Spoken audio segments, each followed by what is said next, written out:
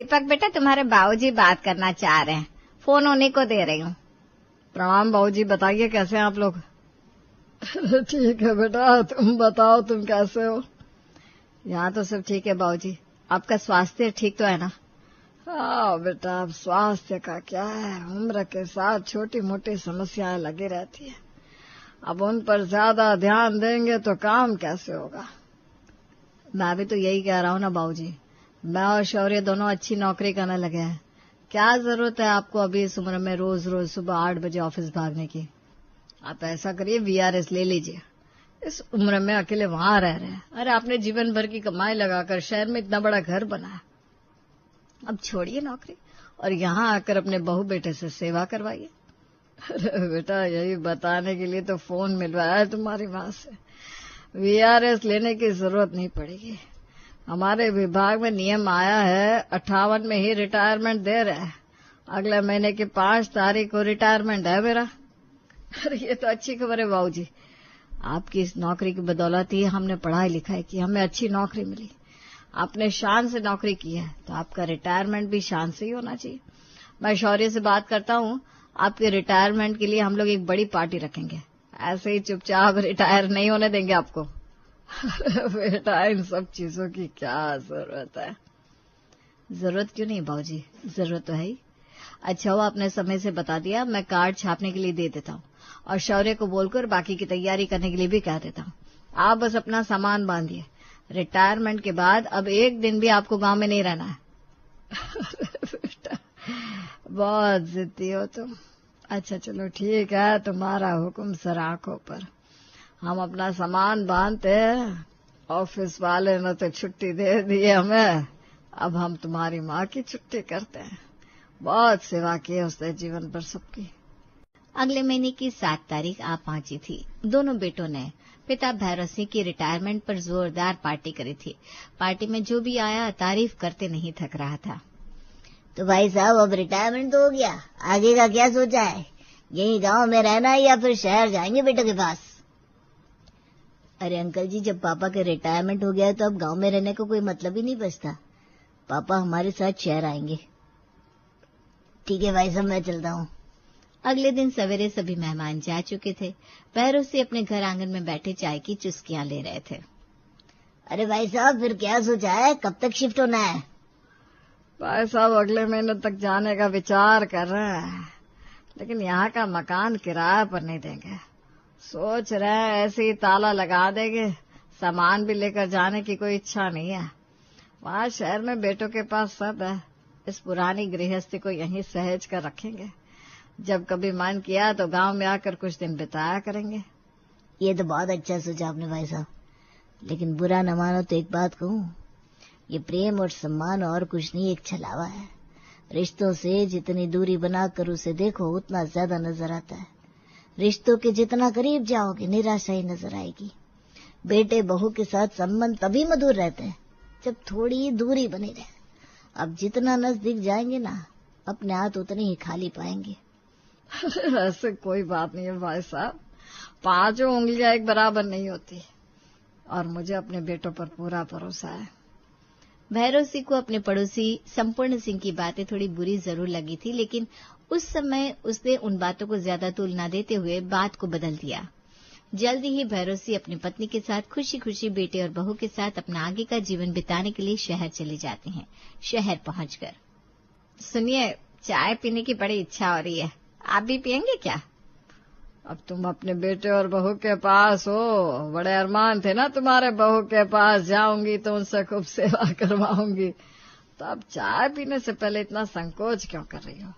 अधिकार से आवाज लगाओ अपनी बहू को और गर्मा गर्म 2 कप चाय बनवा लो। ठीक कहते हैं, लेकिन अब क्या बताऊं, इतने सालों तक खुद ही घर का सारा काम अकेले किया है ना, तो किसी को हुक्म देने की आदत ही नहीं रही। अरे भाई, सब काम खुद ही करना है तो फिर यहाँ शहर में आकर बच्चों के पास रहने का क्या मतलब? जैसे हमने रिटायरमेंट ले लिया वैसे तुम भी अब खुद को घर गृहस्थी से रिटायर समझो। तुम तो अब इस बूढ़े के साथ बैठकर अपना समय पास करो। जवानी में तो हमेशा यही बहाना बनाती थी, घर का काम है, बच्चों को देखना है, उनकी पढ़ाई लिखाई है। देखो कितनी जल्दी जीवन का बसंत बीत गया। अब तो उम्र ढलने को है। कम से कम अब तो थोड़ा सा समय बूढ़े के साथ बिता लो। क्या पता कब रात आ जाए। अरे हटिए जी, एक कप चाय पीने के लिए पूछा था, पता नहीं क्या प्रवचन लेकर बैठ गए। जब देखो तब जीने मरने की बातें करने लगते हैं। आपके साथ बात करना ही बेकार है। बेकार में ही रिटायरमेंट लेकर घर बैठ गए। नौकरी में ही ठीक थे। कम से कम ये बेकार बातें तो नहीं आती थी आपके मन में। लो भला, मैं क्या गलत कह रहा हूँ। अमर घुट्टी पीकर थोड़ी ना आया हूँ। एक दिन तो सबको ही जाना है। वैसे भी सोच रहा हूँ इस बार बुढ़िया के साथ वैलेंटाइन डे मना लेता हूँ। जवानी में बड़ी शिकायत रहती थी तुम्हें कि मैं कुछ गिफ्ट नहीं लाता तुम्हारे लिए। अरे चाहिए जी, हमें तो लग रहा है सुबह सुबह भांग चढ़ाकर बैठे। मैं रसोई में जा रही हूँ चाय बनाने। अब बुढ़ापे में ये वैलेंटाइन डे मनाएंगे। माँ जी क्या बात है, बाबूजी ने कुछ कहा क्या आपसे? आपका चेहरा इतना लाल क्यों नजर आ रहा है? अरे कुछ नहीं बेटा, वो तुम्हारी सास को ना चाय पीने की इच्छा हो रही है। तुम ऐसा करो 2 कप बढ़िया सी चाय बना लो। वो बाबूजी मैं ये कहने आई थी कि जरा बच्चों को लेने के लिए जा रही हूँ। बस के आने का समय हो रहा है ना, वापस आकर चाय बना दूं तो चलेगा क्या? अरे बहू क्यों चिंता करे है, बच्चों को स्कूल से मैं लेकर आता हूँ। तू जाकर चाय बना ले। और बेटा बिल्कुल भी फिक्र मत करना। ऐसे छोटे छोटे कामों के लिए निसंकोच बोल दिया कर। हम पूरा दिन खाली तो रहते हैं। अरे बाबूजी इतनी धूप है, आप बाहर कहाँ परेशान होंगे? तेरी सास जाएगी ना मेरे साथ, इसी बहाने इस बुढ़िया की सैर हो जाएगी। तू जा जाकर चाय का पानी चढ़ा दे। हम दोनों अभी बच्चों को लेकर आते हैं। भैरव सिंह और मीना बच्चों को लेने के लिए बाहर स्टॉपेज की तरफ बढ़ गए और इधर छोटी बहू ने जाकर रसोई में सास ससुर के लिए चाय का पानी रख दिया। कुछ ही देर में बच्चे स्कूल से लौट आए थे। बड़ी बहू खाने में क्या बनाया है आज? आलू गोभी की सब्जी है, चिंटू को बहुत पसंद है ना। उसकी पसंद का खाना ना बनाओ तो मुंह फुला लेता है।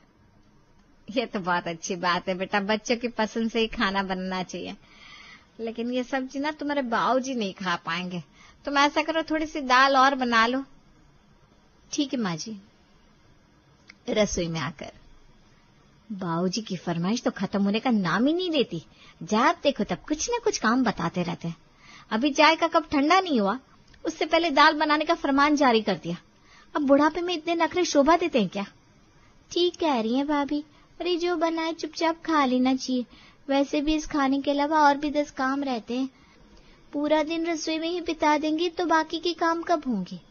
1 महीना हुआ है माँ बाबूजी को आए। 1 महीने में मेरा तो दिमाग खराब हो गया है। पूरा टाइम टेबल बिगाड़ कर रख दिया इन्होंने। आपने तो मेरे दिल की बात कह दी दीदी।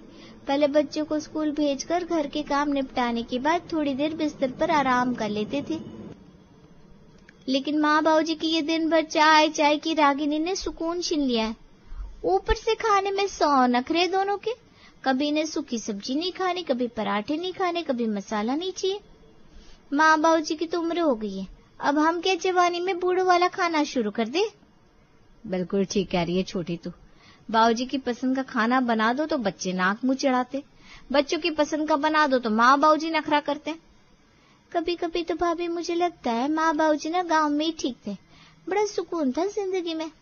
मुझे तो कभी कभी उलझन होने लगी है। तूने मेरे मुंह की बात कह दी छोटी। मतलब ऐसा महसूस करने वाली मैं अकेली नहीं हूँ। खैर अब ये सब सोचने से कोई फायदा नहीं है। अपना काम करते हैं वरना रसोई में ही दिन बीत जाएगा। दोनों बहू अब रोज रोज सास ससुर की फरमाइश पूरी करते करते थक गई थी। ऊपर से इतने साल अकेले रहने के बाद अब उन्हें सास ससुर के होने पर बंधन महसूस होने लगा था, इसलिए अक्सर थोड़ी चिड़ी हुई सी नजर आती थी। एक दिन, क्या बात है बाबूजी, आप खाना नहीं खा रहे? आपको पसंद नहीं आया क्या?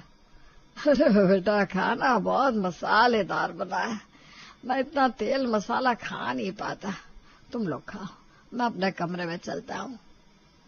बाबूजी ताना मत मारिए, आप सब समझती हूँ मैं आप क्या जताना चाह रहे हो। अरे रोज तो आपके लिए बनाती हूँ ना। आज बच्चों की इच्छा थी छोले भटूरे खाने की तो मना नहीं कर पाई और आप ऐसे सुना रहे हैं मुझे। अरे नहीं नहीं बेटा, मैंने ऐसा कुछ भी नहीं कहा। मैं तो चुपचाप अपने कमरे में जा रहा हूँ। आप यहाँ डाइनिंग टेबल पर बैठकर अपने बेटों के आने का इंतजार कर रहे थे ताकि जता सको ना कितना परेशान है आप इस घर में।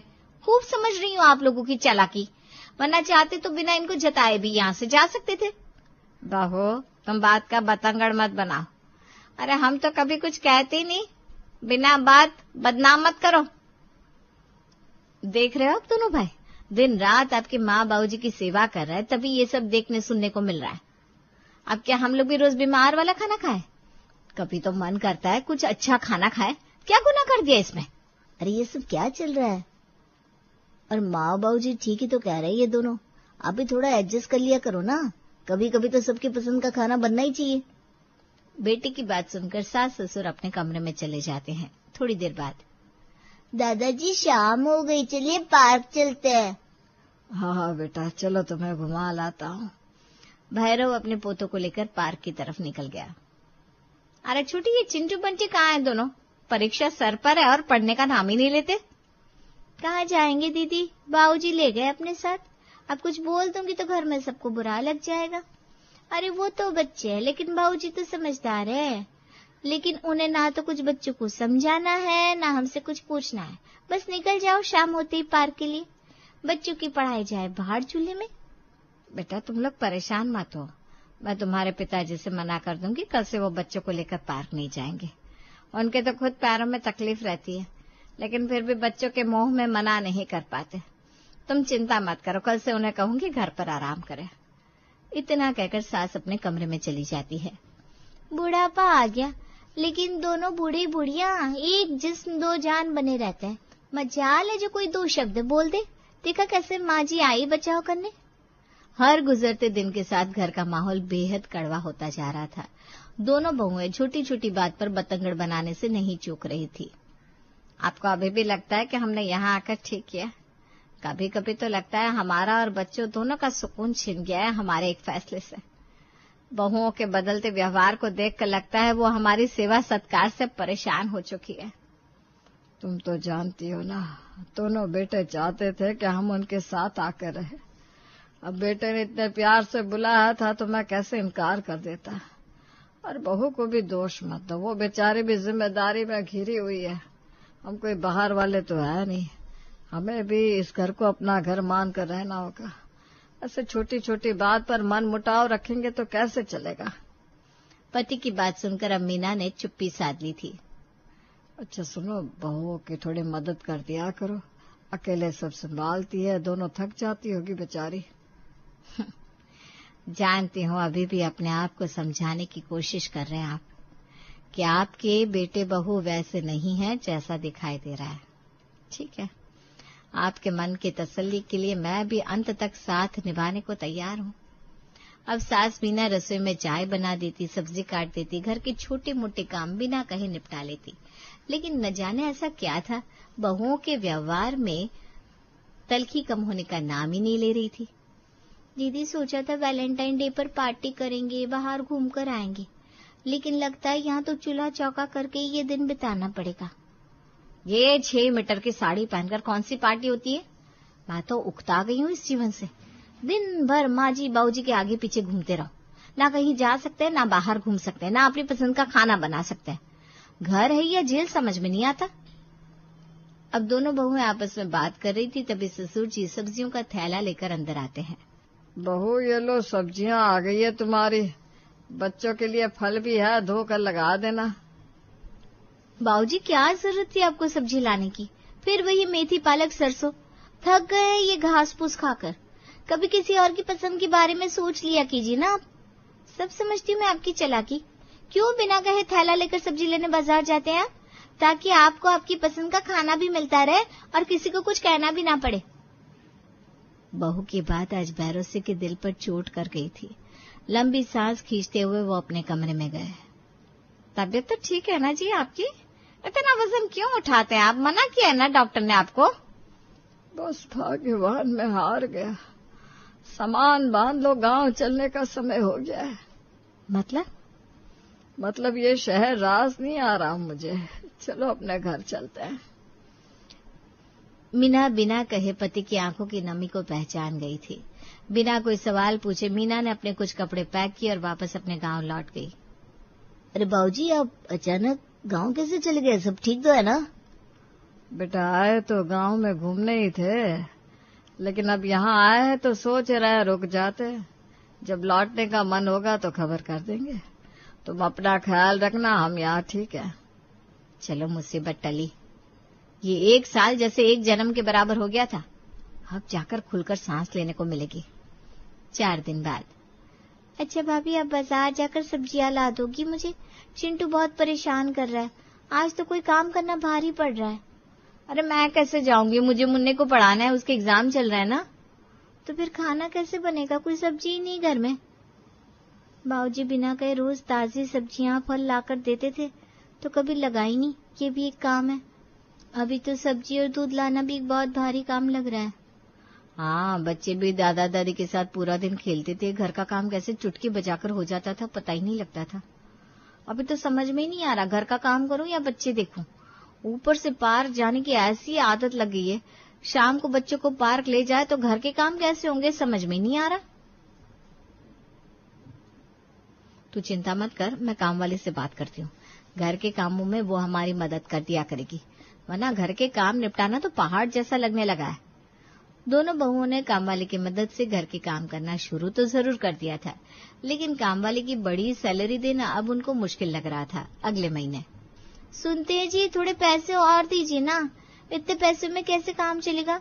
6,000 तो कामवाली ले जाएगी, सब्जी फल का भी महीने का 10,000 लग जाता है। अरे तो पैसों का पेड़ लगा रखा है क्या मैंने? ऐसा करो, अपनी चाय कम कर दो, 1 लीटर दूध लिया करो और सब्जी फल भी थोड़ा हाथ खींचकर इस्तेमाल करो। कमाई से ज्यादा खर्च नहीं दे पाऊंगा तुम दोनों को। अरे तुम दोनों तो ऐसे दोनों हाथों से पैसे उड़ा रही हो, कुछ समझ में नहीं आ रहा। पैसा जा कहाँ रहा है? माँ बाबूजी थे तो सैलरी में से पैसे बच जाते थे, और अब पूरे पैसे खर्च होने के बाद भी तुम्हारा बजट चलने का नाम ही नहीं ले रहा। पहले घर का खर्च इसलिए चल जाता था क्योंकि दूध सब्जी फल सबके पैसे पापा अपनी पेंशन से खर्च करते थे। बच्चों को छोटा मोटा सामान दिलवा देना, घर का राशन और बाकी सामान मंगवा देना, ये सब पापा बिना कहे कर दिया करते थे। उनके होते हुए कितने अच्छे से घर के पहिए घूम रहे थे। अब तो ऐसा लग रहा है पूरी ट्रेन ही बेपटरी हो गई है। आपकी बात बिल्कुल ठीक है। माँ बाबूजी के होते हुए हमने कभी महसूस ही नहीं किया कि उनके होने से सब कुछ कितना आसानी से मैनेज हो रहा था। हमें तो बस अपनी आजादी प्यारी थी, जिसके लिए हमने बार बार माँ बाबूजी को नीचा दिखाया। बच्चे भी माँ बाबूजी के साथ कितना खुश रहते थे। बड़े बुजुर्ग घर की छायादार पेड़ की तरह होते हैं, जो फल फूल चाहे ना भी दे, छांव भरपूर देते। लेकिन तुम दोनों ने उस छांव की कभी कदर नहीं की। तुम्हें तो हमेशा पेड़ से गिरने वाले सूखे पत्तों से चिढ़ रही, कभी उस ठंडी हवा की तरफ ध्यान ही नहीं दिया जो हर पल तुम्हारे पास थी। दोनों बहुएं अपने करने पर बेहद शर्मिंदा थी। माँ बाबूजी के जाने के बाद अब उन्हें हर पल उनकी कमी और अपनेपन का एहसास हो रहा था। आखिरकार अगले सप्ताह पूरा परिवार गांव जाता है और हाथ जोड़कर मीना और भैरव से माफी मांगता है। तुम्हें अपनी गलती का एहसास हो गया, इस बात की मुझे बहुत खुशी है मेरे बच्चों। लेकिन हमने तय किया है कि अब हम यहीं रहेंगे। शहर तुमसे मिलने आया करेंगे, लेकिन हमारा घर तो यही रहेगा।